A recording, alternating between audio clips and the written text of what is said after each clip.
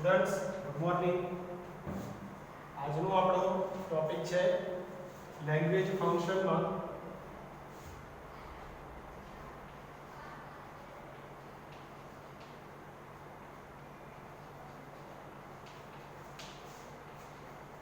Expressing result.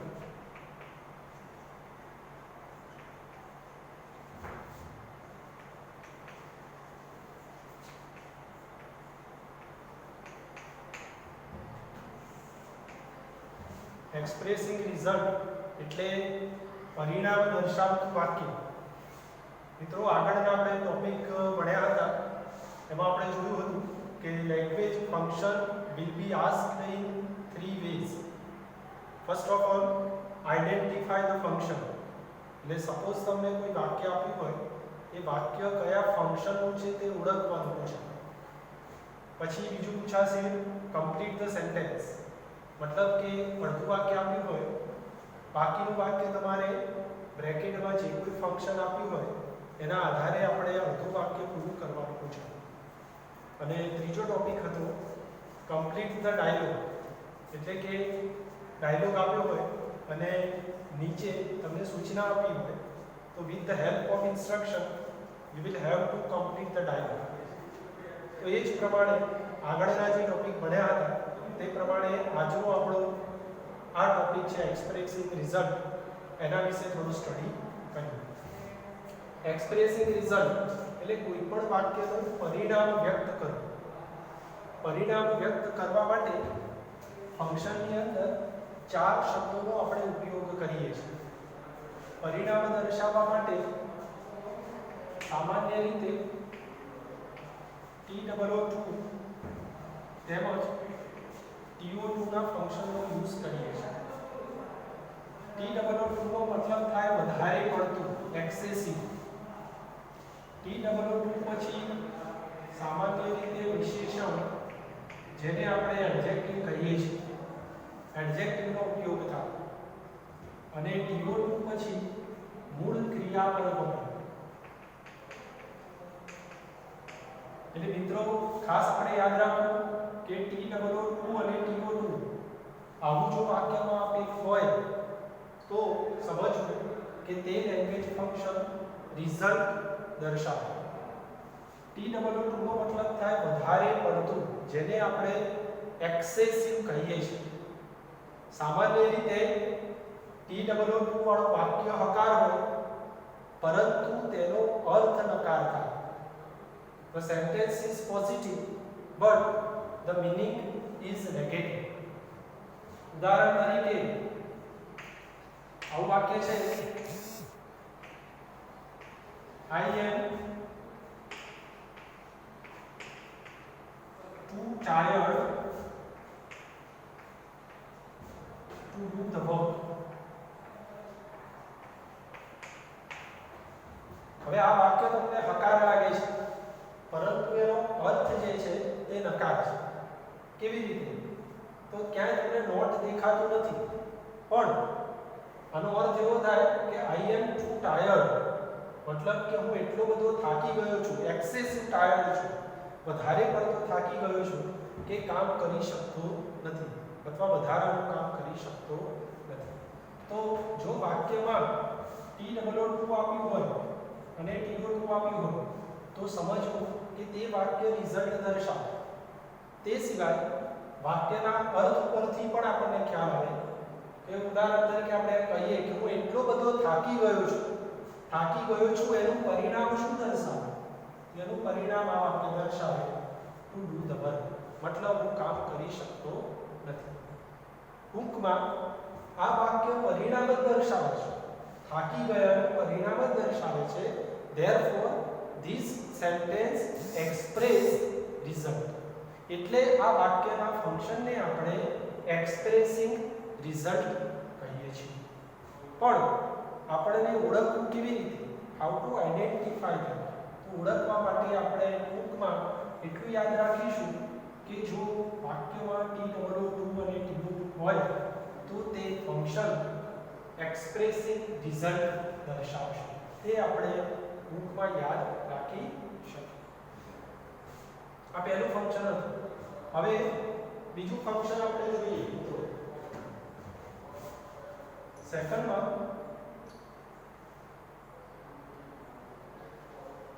આ t2 છે તેના પ્લેસ ઉપર શું લખી શકે, પછી જે એડજેક્ટિવ છે એનું તે જ લખી, આ to2 ના પ્લેસ ઉપર that લખી,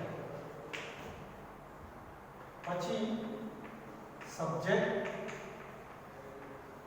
cannot, could not વત્તા પૂર્વ ક્રિયાપદનો ઉપયોગ કર્યો. સેમ જ છે, ફક્ત આ સિમ્પલ સેન્ટેન્સ છે અને આને કોમ્પ્લેક્સ બનાવવાનું છે એટલે ટૂંકમાં ટુ ને રિમૂવ કરીએ છીએ. જો ટુ ને રિમૂવ કરીએ તો આપણે સો ધેટ નો ઉપયોગ કરીએ છીએ. જેવી રીતે વાક્યમાં t2 અને to2 આપેલું હોય તો તે વાક્ય રિઝલ્ટ દર્શાવે, તેમ જો વાક્યમાં સો અને ધેટ આપ્યું હોય તો પણ તે વાક્ય પરિણામ જ દર્શાવે. ઉદાહરણ તરીકે ઉપરના વાક્યને જો આપણે રિમૂવ કરીએ તો પણ તે વાક્ય પરિણામ જ દર્શાવશે. For example I am, to ને કાઢી નાખીએ, સો નો યુઝ કરીએ. I am so, adjective, tired is the adjective.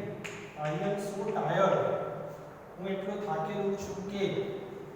Than હવે આ જે વાક્ય લખીશ તે વાક્ય આગળના વાક્યનું પરિણામ દર્શાવશે. I am so tired that, subject means I છે, I સબ્જેક્ટ આવશે. I કામ કરી શકતો નથી, નેગેટિવ સેન્ટેન્સ. જો આગળના વાક્યનું ક્રિયાપદ વર્તમાન કાળમાં હોય તો cannot નો યુઝ કરી શકાય. તો આપણે જવાબમાં લખીએ I can't do the work. I am so tired that I can't do the work. मतलब આ જે વાક્ય છે તે પરિણામ દર્શાવે. Therefore this sentence express result. એટલે આ વાક્યને પરિણામ દર્શક વાક્ય તરીકે આપણે કહી શકીએ.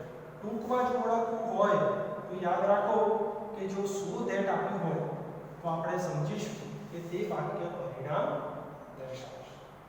તો આપણે બે ફંક્શન જોયા. With the help of two functions we can identify that the sentence express result. Which are they? They are to and to. Another is so and that. Now third one is જેમ to છે તેવી રીતે enough નો use કરી શકાય.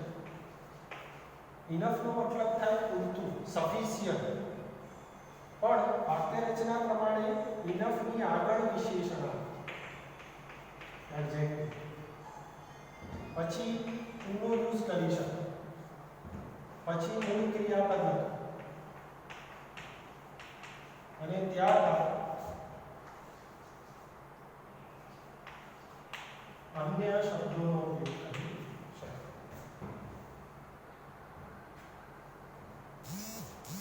હવે enough વાળી વાક્ય રચના પણ હકાર હશે અને અર્થ પણ હકાર હશે. enough વાળું વાક્ય પણ હકાર હશે, તેનો અર્થ પણ હકાર હશે. તો enough વાળા વાક્યનું ઉદાહરણ આપણે લખીએ. For example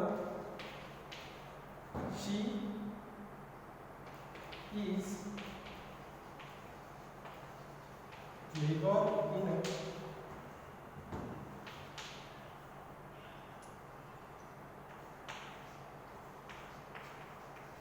to solve this sum. She is clever enough to solve this sum. હવે જો વાક્યમાં જેવી રીતે આગળ જોયું કે ટુ આપ્યું હોય તો પણ રિઝલ્ટ દર્શાવે, તેમ ઇનફ આપ્યું હોય તો પણ પરિણામ દર્શાવે. ઇનફ પછી સામાન્ય રીતે ટુનો યુઝ થાય. વાક્યમાં આ વાક્યમાં અર્થ પણ હકાર છે, વાક્ય પણ હકાર છે. તો આપણે કહી શકીએ કે તે એટલી ક્લેવર છે કે આ સમને ઉકેલી શકે છે. તો ટુ સોલ્વ ધીસ સમ છે તે આગળના વાક્યનું પરિણામ દર્શાવે છે. તે હોશિયાર છે તેથી આ સમને ઉકેલી શકે છે. તો ક્લેવર હોવાનું પરિણામ દર્શાવે છે માટે આ વાક્યને આપણે એક્સપ્રેસિવ રિઝલ્ટ કેમ કહી શકીએ. હવે જેવી રીતે સો ધેટ નો ઉપયોગ કર્યો ટુ માં રિમૂવ ટુને રિમૂવ કરવા, તેમ ઇનફ ને રિમૂવ કરવામાં પણ સો ધેટ નો યુઝ કરી શકીએ. તો ઇનફ ની જગ્યાએ શું લખી શકીએ?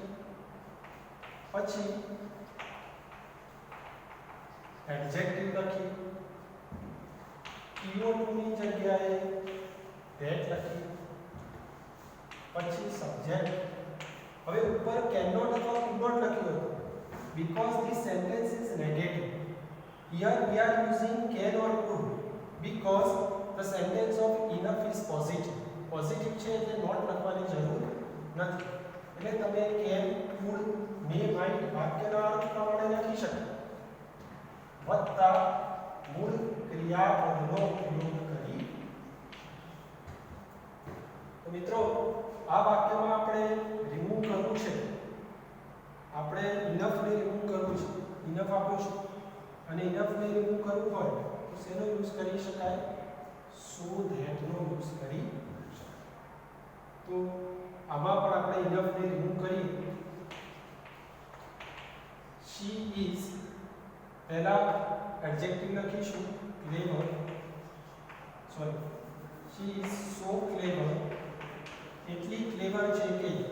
હવે ક્લેવર છે એનું પરિણામ શું આવે? તો she is so clever that she can solve this sum. એટલી ક્લેવર છે કે તે સમને ઉકેલી શકે છે. તો મિત્રો સો ધેટ જેટલું યાદ રાખશું તો સો ધેટ દ્વારા આપણે તે વાક્ય પરિણામ દર્શાવે છે તેવું આપણે વ્યક્ત કરી શકીએ. So we have learnt four functions which can express result. Which are they? 2 and 2. આટલું યાદ રાખશું, 2 અને 2 તો એ પરિણામ દર્શાવે. શું અને ધેટ આપેલું હોય પરિણામ દર્શાવે. ઇનફ અને ટુ આપેલું હોય તે પણ પરિણામ દર્શાવે. અને શું અને ધેટ આપેલું હોય તે પણ પરિણામ દર્શાવે. તો ટોટલ 4 ફંક્શન આપણે શીખ્યા કે જે પરિણામ દર્શાવવા માટે વ્યક્ત કરી શકાય. હવે પાંચમું અને છેલ્લું ફંક્શન. પાંચમા અને છેલ્લા ફંક્શનમાં સચ ધેટ નો ઉપયોગ કરી શકાય. સચ પછી સામાન્ય રીતે એક એન આર્ટિકલ નો ઉપયોગ કરી શકાય. પછી વિશેષણ હોઈ શકે, નાઉન હોઈ શકે, ધેટ હોઈ શકે, સચ ધેટ, પછી સબ્જેક્ટ અને વર્બનો યુઝ કરી શકે.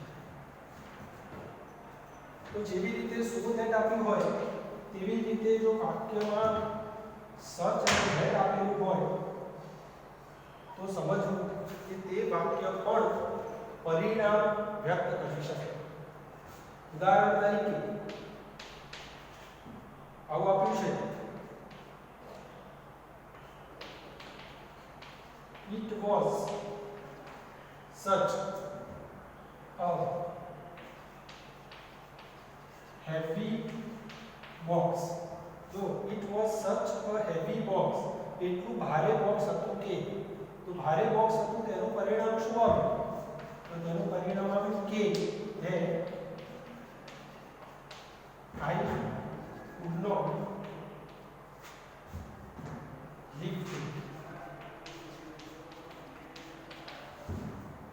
This was such a heavy box that I could not lift it. એટલું ભારે બોક્સ હતું કે પરિણામ એ આવ્યું કે હું એને ઉંચકી શક્યો નહીં. તો મિત્રો આ સચ ધેટ પણ પરિણામ વ્યક્ત કરવા માટે આપણે તેનો ઉપયોગ કરી શકીએ. તો ટોટલ આપણે 4 ફંક્શન, તો 4 5 થયા, પણ ઇન શોર્ટ 4 ફંક્શનની મદદ વડે રિઝલ્ટ એક્સપ્રેસ કરી શકીએ. એક છે ટુ અને ટુ વાક્યમાં આપ્યું હોય, બીજું ઇનફ અને ટુ આપ્યું હોય, ત્રીજું સો અને ધેટ આપ્યું હોય, અને ચોથું સચ અને ધેટ આપ્યું હોય. જો આ 4 વાક્યમાં શબ્દો આપ્યા હોય, સંયોજક આપ્યા હોય તો સમજી શકાય કે તે શબ્દો દ્વારા આપણે રિઝલ્ટ છે તે એક્સપ્રેસ કરી શકીએ. બરાબર. હવે પરીક્ષામાં આઈડેન્ટિફાય ધ ફંક્શન તેવું પૂછાઈ શકે, કમ્પ્લીટ ધ સેન્ટેન્સ તેવું પૂછાઈ શકે અને કમ્પ્લીટ ધ ડાયલોગ એવું પણ આવી શકે. તેની પ્રેક્ટિસ આપણે વર્કબુકમાં આપેલા જે એક્સરસાઇઝ અને એક્ટિવિટી છે તેમાંથી આપણે કરીશું. Okay, thank you, by.